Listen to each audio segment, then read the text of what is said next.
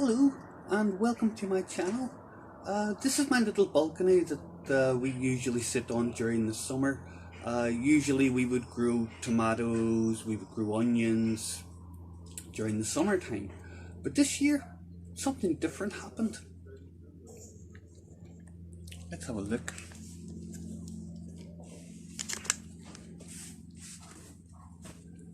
This year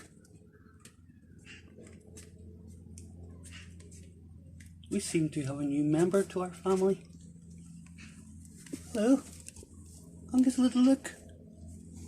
Give us a little look at your eggs.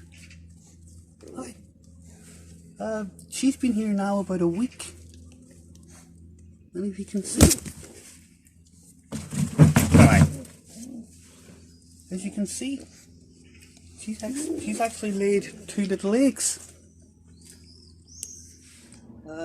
She's been here for about a week, and what I've noticed is that the 2 birds, one will keep the eggs warm, and the other bird goes round, gets little twigs to make their little nest.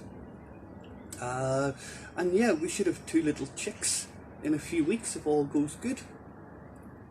Give my channel a like and a subscribe, and you will see my latest videos on their progress.